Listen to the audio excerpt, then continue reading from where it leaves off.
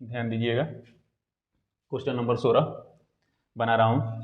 एक परीक्षा में 52 छात्रों का औसत अंक 45 है, तो पहले कुल छात्रों का औसत अंक निकालिए। 45 गुना 52 कर लीजिए, आ जाएगा कुल 45 दूनी 90, 0 हासिल हो गया 9। 45 पाँचे 225 और 9 234।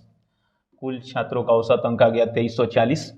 अब बोला है यदि उच्चतम और न्यूनतम अंकों को जो केवल एक एक छात्रों को मिले हैं निकाल दिया जाए तो शेष छात्रों के औसत अंक एक घट जाते हैं। एक घट जाता है यानी 44 गो अंक हो जाता है औसत। और शेष छात्रों के कितना छात्र बचा भाई, तो 50 बचा। देखिए जो केवल एक एक छात्रों को मिले हैं निकाल दिया जाए तो 2 छात्र हो गया। अब इन सब का औसत अंक देखिए तो 0 आ जाएगा। 5 चौका 20 का 0, 5 चौका 20 और 2 22, 22 हो गया। अब हम लोगों का औसत अंक 0 4 1 खत्म। अब ध्यान दीजिएगा, फिर से समझिए एक बार। क्वेश्चन बोला है कि 52 छात्रों का औसत अंक 45 है, तो कुल 52 छात्रों का औसत अंक निकाल लिया मैं, कुल आ गया अंक 2340। अब बोला है कि जो केवल एक एक छात्रों को मिले हैं उच्चतम और न्यूनतम अंक को हटा देने के बाद औसत अंक में एक की कमी हो जाती है। 52 छात्र में से उच्चतम अंक वाला हट जाए और न्यूनतम अंक वाला हट जाए तो बचेगा कितना, 50। औसत अंक भी एक कम हो जाता है, यानी 45 से एक कम 44 हो जाता है। तो यहाँ ध्यान दीजिए, अब कुल अंक आएगा 2200। 52 छात्रों का था 2340, दोनों हटा दिए, बचा दोनों का 140। औसत अंक दोनों का पूछा है, 2 से भाग दे दीजिए। यहाँ पे दोनों का औसत अंक कितना आ गया भाई, 70। तो ऑप्शन नंबर ए इस प्रश्न का आंसर। ध्यान दीजिएगा, क्वेश्चन है कि एक वस्तु को 25% और 15% की क्रमिक छूट के बाद 612 रुपये में बेचा जाता है, उस वस्तु का अंकित मूल्य क्या होगा। ध्यान दीजिएगा, ऐसा क्वेश्चन में जब वस्तु का अंकित मूल्य पूछे ना, तो आप लोग मान लीजिए कि वस्तु का अंकित मूल्य x है। अब इस वस्तु के अंकित मूल्य पर 2 क्रमिक छूट, एक 25% है ना, तो मान लीजिए 25 का छूट दे देती है तो 75% ने वस्तु बेच दिया 75/100। दूसरी बार कितना का छूट है भाई, तो 15%, यानी बेचा कितना, 85/100 ही। अब ध्यान दीजिए, बेच दिया है कितने रुपए में, 612 रुपए में। फिर से एक बार समझ लीजिए, क्वेश्चन है कि एक वस्तु को 25% और 15% क्रमिक छूट के बाद 612 रुपये में बेचा है, उस वस्तु का अंकित मूल्य क्या है।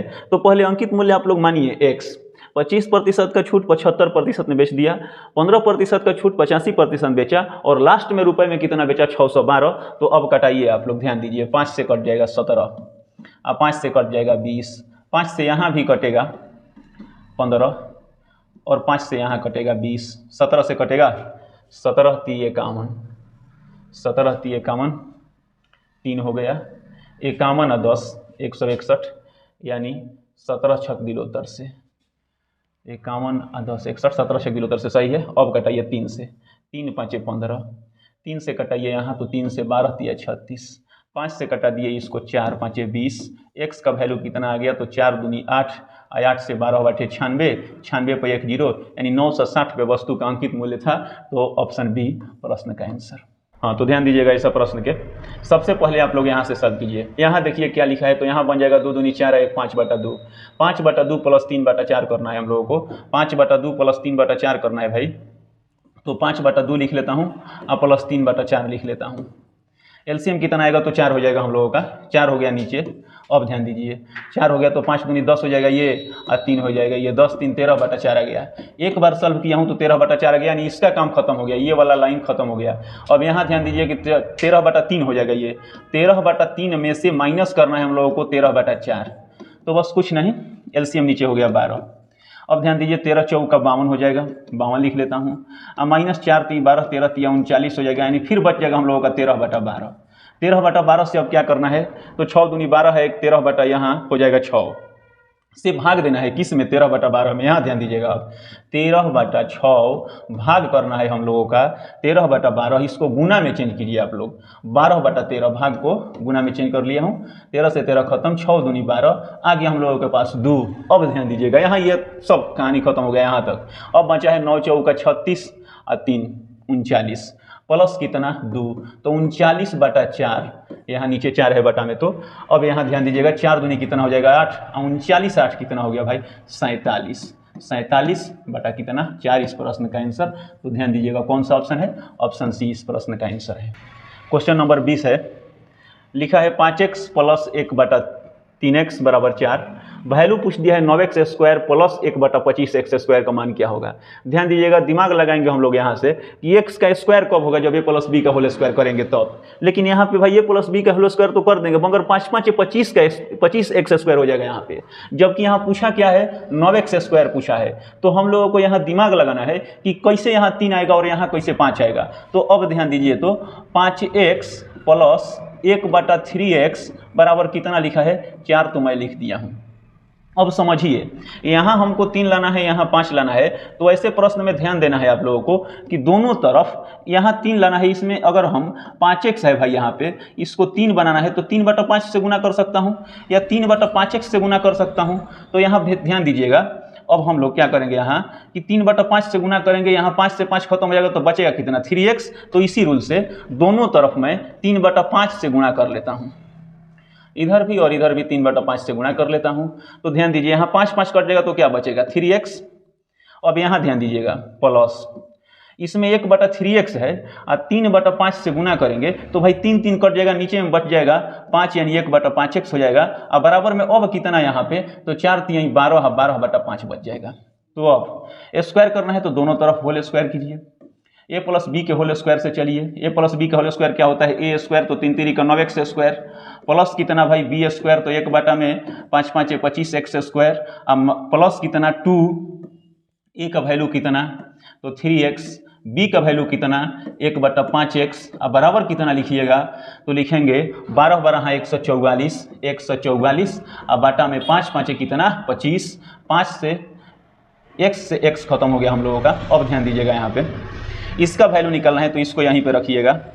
अब यहाँ से क्या होगा कि 3 दूनी हो जाएगा 6 और 6/5 से यहाँ माइनस 144 से 6/5 माइनस कर देंगे, 144/25 माइनस करना है 6/5।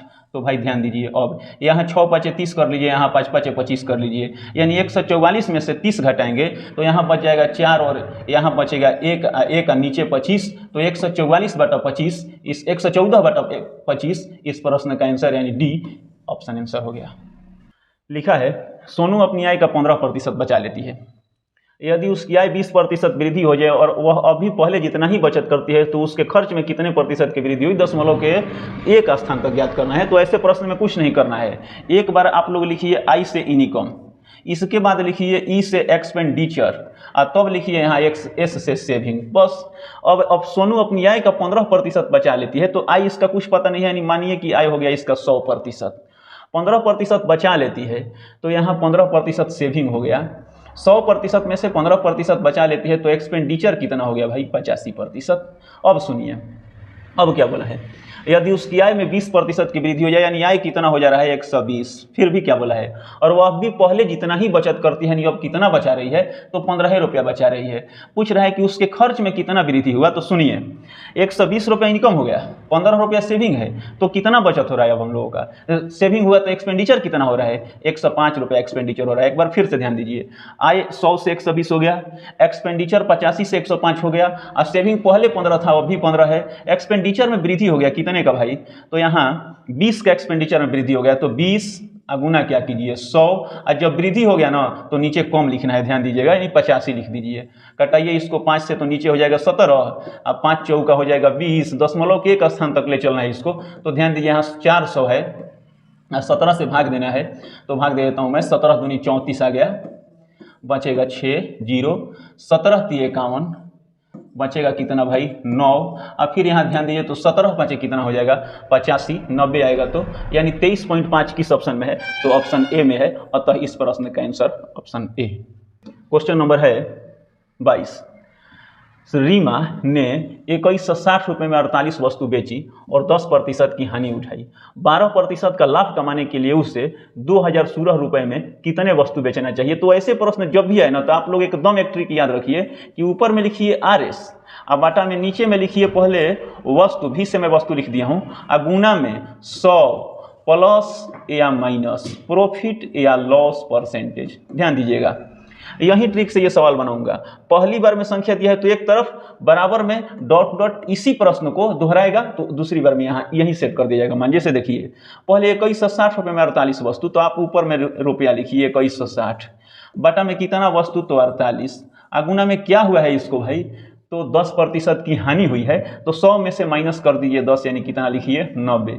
बराबर में दूसरी बार देखिए क्या पूछा यहीं 2016 रुपये में, तो यहाँ लिखिए 2016 रुपये में कितनी वस्तु बेचनी चाहिए। तो मान लीजिए वस्तु की संख्या इस बार x की कितना लाभ कमाना है भाई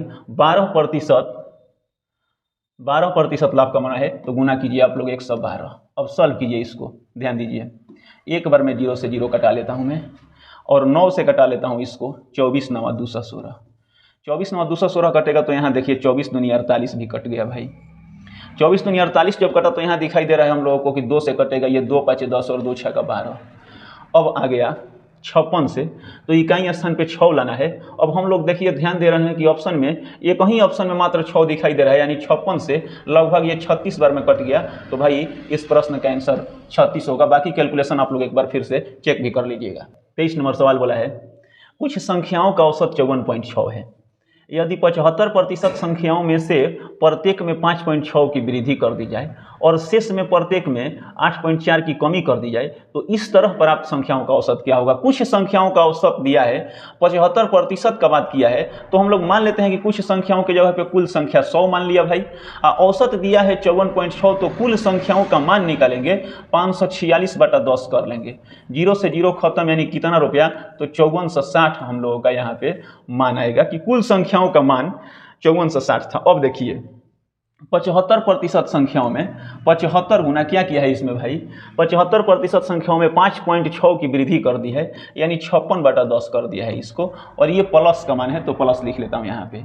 इसको सॉल्व कर लेता हूँ पहले। अब ध्यान दीजिए 5 से 15 5 75, अब 5 से 5 दूनी 10, गुना करिए 5 से 15, 6 से 15 में 15 6 का 90 के 0, हासिल आ गया हम लोगों का 9। अब 15 5 75 और 9 कितना आ गया 84। 84 में 2 से भाग दीजिएगा तो यहाँ मान आ जाएगा हम लोगों का 2 चौका 8, 2 दूनी 4, 0, 420 का वृद्धि किया है, ध्यान दीजिएगा ये वृद्धि है। अब चलिए अब लिखा है एक बार, और शेष संख्याओं में 8.4 की कमी, तो भाई शेष कितना 75% निकाल लिया, टोटल कितने में से 100 में से, तो बचा कितना 25। 25% संख्याओं में कमी है, माइनस कितना कमी है, तो 8.4 कमी है, यानी कितना कम होगा 84/10। 5 5 25, 5 दूनी 10, 2 से कटा दिया भाई, 2 चौके 8, 2 दूनी 4। अब सुनिए 5 दूनी आ गया ये 10, और 5 चौका 20 1 21, 210। ये प्लस है ये माइनस है, तो फिर भी ओरिजिनल ढंग से देखिए तो 210 का वृद्धि ही हुआ है हम लोगों को औसत में, तो कुल औसत में 210 का वृद्धि हुआ है। कुल मान पहले कितना था 5460, तो कुल मान में 210 का वृद्धि हुआ, यानी 0 6 1 7, आगे देखिएगा 4 2 6 और 5 की 5, यानी अब कुल संख्याओं का मान कितना हुआ 5670 हुआ। बोला है तो इस तरह प्राप्त संख्याओं का औसत क्या होगा, ये तो कुल संख्याओं का मान हुआ ना जी, कुल कितने संख्या माने थे 100, औसत निकल रहे हैं, जितना संख्या उससे भाग दे दिए, 100 से भाग दे दिया, अतः ये 567/10 को 56.7 कहेंगे। तो इस प्रश्न का आंसर डी। एक लड़के ने 3 रुपए में 15 चॉकलेट की दर से कुछ चॉकलेट खरीदी। ऐसा प्रश्न में एक बार आप पहली बार में RS लिखिए, अब क्या बोला है चॉकलेट का बात किया है, तो दूसरी बार में वस्तु लिखिए। एक बार CP बोला है तो CP क्या किया है भाई, 3 रुपए में 15 चॉकलेट खरीदा है। 3 रुपए में कितने वस्तु खरीदा है 15 वस्तु खरीदा है। अब क्या बोला सभी चॉकलेट को 2 रुपए में 3 चॉकलेट की दर से बेच दिया, सेलिंग दे दिया है इसका। 2 रुपए में कितने चॉकलेट की दर से 3 चॉकलेट की दर से। अब ऐसा प्रश्न में हमेशा आप लोग वस्तु के बराबर कीजिएगा, तभी एक रीट लाभ हानि पता चलेगा। जब 15 वस्तु खरीदा है तो भाई 15 वस्तु बेचेगा तभी तो ओरिजिनल लाभ या हानि पता चलेगा। यानी नीचे में 15 बनाने के लिए हमको केवल 5 से ही गुना करना पड़ेगा। तो यहाँ 5 दूनी कितना हो गया 10, अब 5 तिया कितना आ गया 15। ध्यान दीजिएगा तो 3 रुपए में 15 चॉकलेट खरीद लिया था और 10 रुपए में 15 चॉकलेट बेचा है, तो लाभ हो गया भाई। देखिए 3 रुपये में खरीदा था, 10 रुपये में बेचा है, कितना लाभ हुआ 7 रुपये का लाभ हुआ। पूछा है प्रतिशत में, तो लाभ प्रतिशत का फॉर्मूला लाभ गुना 100 और बाटा क्रय मूल्य कितना 3, CP 3 है। अब 700 में 3 से भाग दीजिए पूर्णांक में, देखिए कितना आएगा, तो हो जाएगा 3 दूनी 6, 1 0, 3 3 का 9, फिर 3 3 का 9, यानी 233.1/3% का प्रॉफिट आएगा। किस ऑप्शन में है, तो 233.1/3% ऑप्शन ए में है। तो इस प्रश्न का आंसर क्या हुआ ऑप्शन ए। देखिए सवाल लिखा है वह छोटी से छोटी संख्या ज्ञात कीजिए जो 7, 14, 28, 35 और 42 से पूर्णतः विभक्त हो जाए। कभी भी छोटी से छोटी संख्या विभक्त करने वाला प्रश्न है तो ध्यान देना है, इसका एलसीएम निकाल देना होगा। तो बस इन सब का एलसीएम अगर देखा जाए ऑप्शन में तो 450 नहीं कटेगा, सबसे कटना चाहिए। 410 भी सबसे नहीं कटेगा, 430 भी सबसे नहीं कटेगा, 420 सबसे कटेगा। तो इस प्रश्न का आंसर यहाँ देखते ही 420 बोल देंगे। मगर एलसीएम देखिए एक बार, 7 से एक बार में 7 दूनी 14, 7 चौक 28, 7 पाँच 35, 7 छक 42। एक बार और 2 से, 2 एकम 2, 2 दूनी 4, 5 की 5, 2 3 6। प्रश्न बन गया। 7 दूनी 14 हो गया, 14 दूनी 28, 28 पाँच 140, 140 दिया कितना भाई 420। तो मैं पहले ही बता दिया था कि ऑप्शन डी होगा, बाकी आप लोग समझ रहे हैं। दो संख्याओं का अनुपात दिया है 2:3, दो संख्या का अनुपात पता है 2:3 और उनके लघुत्तम समापवर्तक और महत्तम समापवर्तक का गुणनफल 9600 है। तो संख्याओं का योग, ऐसे सवाल का बहुत सारा ट्रिक है, लेकिन सबसे पहले आप अभी लॉन्ग समझिए। पहली संख्या मानिए 2x और दूसरी संख्या मानिए 3x भाई। अब क्या बोला है कि दो संख्याओं का इतना अनुपात है और उनके लघुत्तम समापवर्तक और महत्तम समापवर्तक का गुणनफल 9600 है। तो सबसे पहले ध्यान दीजिए क्या होता है कि दो संख्याओं का गुणनफल बराबर होता है लसअ गुना मसअ। दो संख्याओं का गुणनफल बराबर लसअ गुना मसअ। तो दो संख्या कितना है, पहला है 2x और दूसरा है 3x। दो संख्याओं का गुणनफल आ गया बराबर लसअ गुना मसअ। तो देखिए लिख दिया है कि उनके लघुत्तम समापवर्तक और महत्तम समापवर्तक का गुणनफल 9600 है। तो लसअ गुना मसअ के जगह तो हम लोग 9600 लिख लेते हैं। 2 से और 3 से दोनों से कटा लिए, 3 दूनी 6 16 6 का 96, कहीं बार में 1600 बार में कट गया। एक्स स्क्वायर का वैल्यू होगा 1600, x गुना x 1600, यानी x का वैल्यू कितना आएगा भाई 40। स्क्वायर आएगा, ये स्क्वायर हटेगा तो 1600 रूट में जाएगा। 1600 का वर्गमूल कितना होता है 40, x का वैल्यू 40 आ गया। तो बोल रहा है कि संख्याओं का योग ज्ञात कीजिए। दोनों संख्या 2x और 3x दोनों को जोड़िएगा, कितना हो जाएगा 5x, और एक x का वैल्यू है 40, तो 5x का वैल्यू 40 5 200, दोनों का योग आ गया 200। अतः इस प्रश्न का आंसर ऑप्शन डी होगा भाई। क्वेश्चन है कि 71,624 में 7 का स्थानीय मान ज्ञात करना है। तो कुछ मत कीजिए, जहाँ 7 है ना वहाँ इसको ऐसे एक लाइन दीजिए और दाहिने तरफ से देखिए कितने स्थान पर है। 7 का स्थानीय मान निकालना है, 7 लिखिए और यहाँ से दाहिने तरफ से गिनिए 1 2 3 4, बस इस पे 1 2 3 4 4 0, 70,000 इस प्रश्न का आंसर, 7 का स्थानीय मान। तो ऑप्शन ए इस प्रश्न का आंसर। सुमित एक वस्तु को एक निश्चित मूल्य पर बेचता है। यदि वह उसे उसके विक्रय मूल्य के 4/5 पर बेचता, तो विक्रय मूल्य यहाँ मान लीजिए 100 और 100 का 4/5 पर बेचता भाई, तो 100 का 4/5 निकलिएगा कितना आ जाएगा 80। 80 में बेचता तो 10% की हानि होती, यानी यहाँ 10% का फ्रैक्शन वैल्यू होता है 1/10। तो 10 रुपये की वस्तु पर 1 रुपये की हानि होती, 9 का वैल्यू दिया है, क्रय मूल्य निकाल लीजिए 10 से गुना करके, सीपी आ गया हम लोगों का कितना 800/9 आ गया। अब ध्यान दीजिएगा, बोल रहा है कि यदि वह उसे उसके वास्तविक विक्रय मूल्य के 95% मूल्य पर बेचता तो उसका लाभ प्रतिशत कितना होता। वास्तविक विक्रय मूल्य 100 का 95% में बेचता, यानी 95 में बेचता। लाभ निकालना है तो ध्यान दीजिए, यहाँ पे क्रय मूल्य और विक्रय मूल्य का रेशियो ले लेता हूँ। 800/9, दोनों तरफ 9 से गुना कीजिए, तो 9 से गुना कर दिया, यहाँ भी 9 से, तो इधर वाला 9 कट गया। अब 9 से गुना कर रहा हूँ तो 9 5 45 के 5, हासिल कितना 4, और 9 9 81, 81 या 4 कितना भाई 85, 855। अब ध्यान दीजिएगा, यहाँ विक्रय मूल्य आ गया 855, क्रय मूल्य कितना आ गया रेशियो निकालने के बाद 800, कितने रुपए का लाभ हुआ 55 रुपए का लाभ हुआ। लाभ प्रतिशत के फॉर्मूला से लाभ गुना 100 और बाटा क्रय मूल्य कितना आ गया 800, 2 0 से 2 0 खत्म। 55/8 किस ऑप्शन में है भाई, तो 8 6 48, 48 7 55, अतः इस प्रश्न का आंसर ऑप्शन बी। ध्यान दीजिएगा, प्रश्न है एक मूलधन साधारण ब्याज पर 4 वर्ष 4 महीने में दोगुना हो जाती है, यानी 4 वर्ष 4 महीने को पहले आप लोग टोटल वर्ष में चेंज कीजिए, तो 4.4/12 हो गया, 4 तिहाई 12, यानी 13/3 वर्ष में 13/3 वर्ष में दोगुना हो गई है। 2 गुना 3 गुना वाला प्रश्न जब भी है तो आप लोग मूलधन सोचिए 1, पी का वैल्यू 1 रुपया 2 रुपया हो गया कितने वर्ष में? 13/3 वर्ष में। तो हम लोग यहाँ बोल सकते हैं कि SI यानी हम लोगों का ब्याज मिला है 1 रुपया। भाई 1 रुपया 2 रुपया हो गया है 13/3 वर्ष में, तो SI तो 1 ही रुपया मिला है ना। तो बस कुछ नहीं करना है, 1 रुपया ब्याज मिला है कितने वर्ष में? तो 13/3 वर्ष में। 1 रुपये ब्याज मिला है 13/3 वर्ष में। अब आगे प्रश्न पढ़िए, यह कितने समय में 3 गुना हो जाएगी? यानी इस बार 2 गुना वहां हुआ था, अब इस बार 3 गुना बोला है, 3 गुना। तो 1 रुपया जब 3 गुना होगा ब्याज कितना मिलना चाहिए? 2 रुपये। 1 रुपया ब्याज मिला है 13/3 वर्ष में, तो 2 रुपया ब्याज कब मिलेगा भाई? तो 2 से गुना कर दिए इसको। 13 दूनी 26, 13 दूनी 26/3 वर्ष में मिलेगा।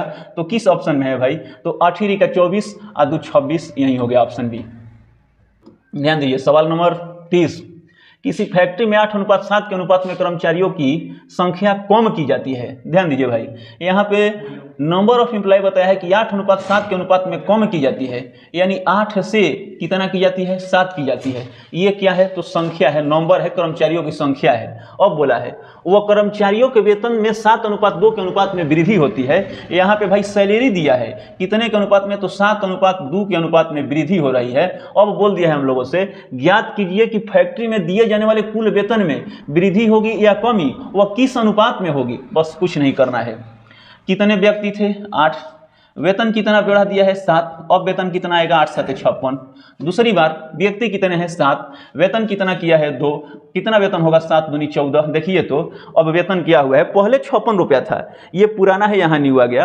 अब हो गया कितना? 14। निश्चित रूप से कमी आई है, तो कमी कितने की आई है? किस अनुपात में? तो 14 चौका 56, 4 से 1 हो गया, यानी 4:1 के अनुपात में कमी आई है। अतः कमी वाला ऑप्शन कहाँ है? तो ऑप्शन ए है, यानी इस प्रश्न का आंसर ऑप्शन ए।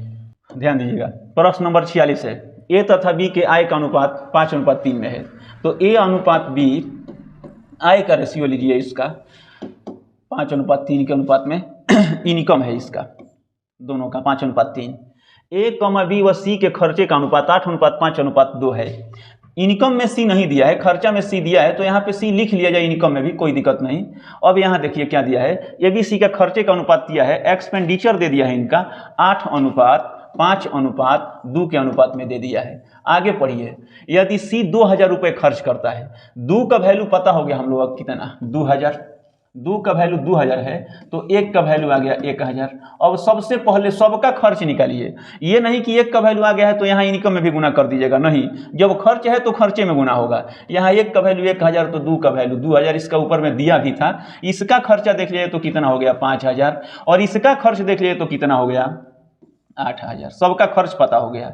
अब सुनिए भाई, और बी 700 रुपये बचत भी करता है, यहाँ ऊपर वाला इनकम है, नीचे वाला एक्सपेंडिचर है। बी 5000 रुपया खर्चा कर रहा है, 700 रुपये बचा रहा है, इसका मतलब उसका इनकम है कितना? आई का वैल्यू इनकम है कितना? 5700। सिंपल बात है, मान लीजिए आप 5000 रुपया खर्चा कर दिए, 700 रुपये बैंक में जमा किए, तो आपका इनकम कितना है? 5700। अब बी का इनकम 5700 है, जो कितने का वैल्यू है? 3 का वैल्यू है। जब इनकम बन गया तब इनकम के बराबर, यानी 3 बराबर 5700 हो गया, तो 1 का वैल्यू पता हो गया कितना हम लोगों का? 1900। अब 1 का वैल्यू 19 आया है, जो किसके बराबर है? ये इनकम के बराबर है, तो इसका इनकम निकालिएगा तो 19 5 कितना हो जाएगा भाई? 9500। अब बन गया प्रश्न। देखिए क्या बोला है, ए की बचत कितनी है, ए का इनकम कितना है? 9500, ए का एक्सपेंडिचर कितना है? 8000, तो बचाएगा कितना? 1500। अतः इस प्रश्न का आंसर ऑप्शन ए। प्रश्न है n इंटू n प्लस 1, फिर है n कमा n प्लस 1 कमा n प्लस 2 कमा n प्लस 3 कमा n प्लस 4 कमा n प्लस 5 का औसत क्या होगा? तो देखिए औसत बराबर कुछ नहीं, दिए गए आंकड़ों की योग बटा दिए गए आंकड़ों की संख्या। तो पहली संख्या n है, n लिख लेते हैं। दूसरी संख्या n प्लस 1 है, लिख लिया हूं भाई। तीसरी संख्या n प्लस 2 है, लिख लिया हूं। चौथी संख्या n प्लस 3 है, लिख लीजिए इसको भी।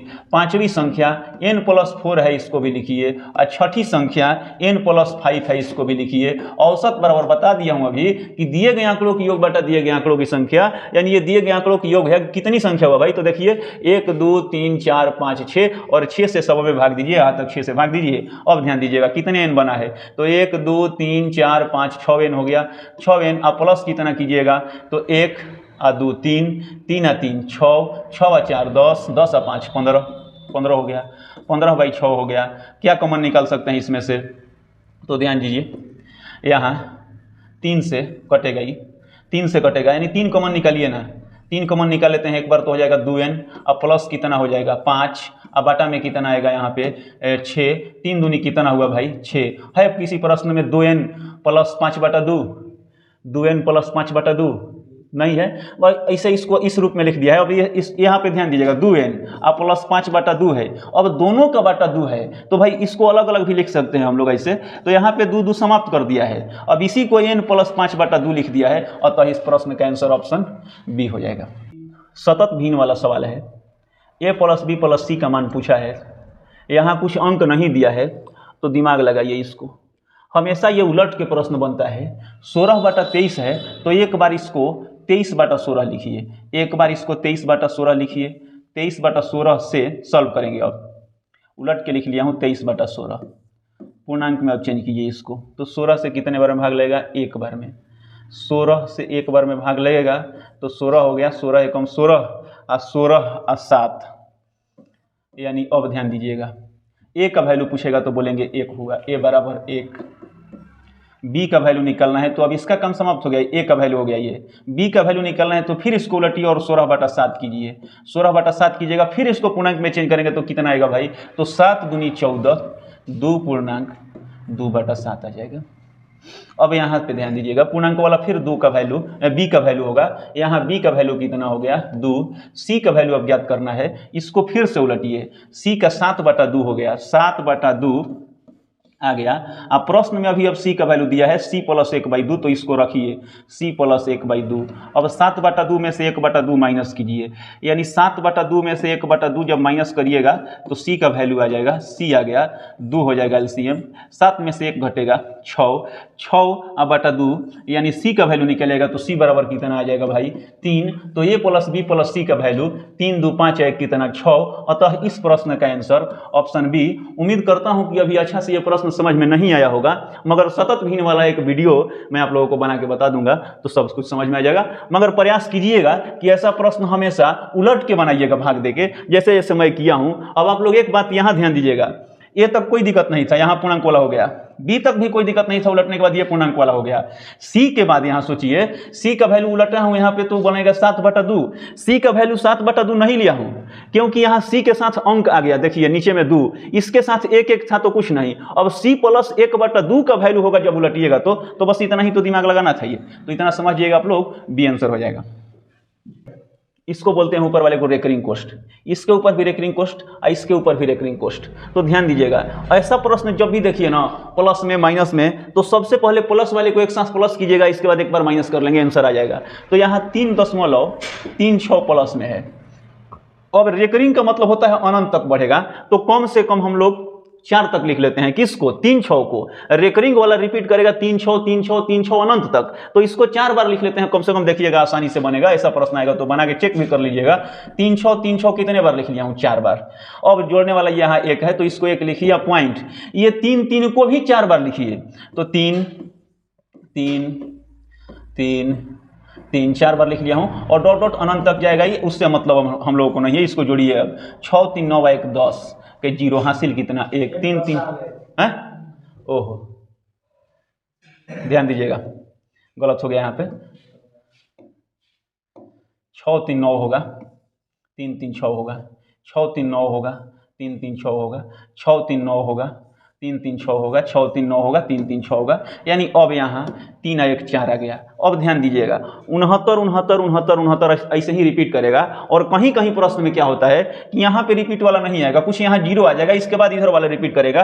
तो दाहिने तरफ से ध्यान दीजिएगा कि कहीं कहीं जब रिपीट नहीं करेगा तो 2 अंक छोड़ दीजिएगा, दाहिने वाला 2 अंक छोड़ के बाकी यहाँ जो रिपीट करेगा बस इसी को पकड़ लेना है। तो भाई अब ध्यान दीजिए, इसको माइनस करना है तो माइनस कीजिए यहाँ से कितना, तो 2 और 0.05 है ना, इसको भी 4 बार लिख लीजिए जैसे यहाँ पे आया है, तो 0.5 0.5 0.5 0.5 माइनस कीजिए, 4 6 4 6 4 6 4 6, अब कितना, तो 2। अब देखिए यहाँ 2.64 रिपीट कर रहा है, तो लिख सकते हैं 2.64। और रेकरिंग किस ऑप्शन में है भाई, तो ऑप्शन डी। अतः इस प्रश्न के लिए इससे आसान ट्रिक कुछ भी नहीं है। निम्नलिखित में से कौन सा सही है, कौन सा सही है, यानी इसका मतलब क्या होगा कि 2/3 से बड़ा होगा 3/5, 3/5 से बड़ा होगा 11/15, यानी सब ऑप्शन में हमको 2/3, 3/5 और 11/15 ही दिखाई दे रहा है, उलट उलट के लिख दिया है। तो मैं किसी एक ऑप्शन को उठाता हूं, पहले उसको अपने अनुसार सेट करता हूं, इसके बाद प्रश्न समझ में आ जाएगा। तो ध्यान दीजिए, तो 2/3 हुआ, ऑप्शन ए लिख रहा हूं पहले। इसके बाद 3/5 हुआ, बड़ा छोटा का चिन्ह नहीं दूंगा, और इसके बाद 11/5 हुआ। प्रश्न जो 11/15 होगा। अब ध्यान दीजिएगा, ऐसा प्रश्न जब भी है ना, तो पहले 2 को एक साथ गुना कीजिए। तो भाई यहाँ 5 से और 2 से गुना कीजिए, 5 दूनी कितना हो गया 10, 3 तिरी का कितना हो गया 9, 10 हो गया ये, आई हो गया 9। अब 9 बड़ा है कि 10 बड़ा है? तो 10 बड़ा है, यानी 9 छोटा होगा, तो इसको एक बार अपने आप में घेरिए। फिर अब दोनों जो बचा है उसके साथ गुना कीजिए, ये 10 अब कहानी खत्म हो गया। अब इस 3 से यहाँ ऊपर गुना कीजिएगा, तो 11 तिया कितना आएगा 33, और 15 में 2 में कितना आएगा 15 दूनी 30। तो ध्यान दीजिए, तो सबसे पहले ई दोनों में ई बड़ा था, ई छोटा था, तो यहाँ लिख सकते हैं हम कि 3/5 से बड़ा है कौन 2/3। अब सुनिए, यहाँ ध्यान दीजिए, एक 3 में 11 33 ही हुआ है, और यहाँ 15 दूनी 30 ही हुआ है। तो भाई 2/3 से निश्चित रूप से बड़ा अंक यहाँ आएगा, तो यहीं बड़ा होगा, यानी इसको बड़ा लिख दीजिए 11/15। किस ऑप्शन में है भाई 3/5 से? 3/5, 2/3, 11/15 ऑप्शन बी में है। तो उम्मीद करता हूं कि समझ में आ गया होगा। नहीं आएगा तो ये सेट प्रैक्टिस चल रहा है, बार बार ऐसा क्वेश्चन मिलेगा, रिपीट होते रहेगा, आप लोग कोशिश कीजिएगा, फिर से समझ में आएगा। ध्यान दीजिएगा, प्रश्न लिखा है कि 2/9 और 7/10 दोनों के व्युत्क्रमों के योग का व्युत्क्रम क्या होगा?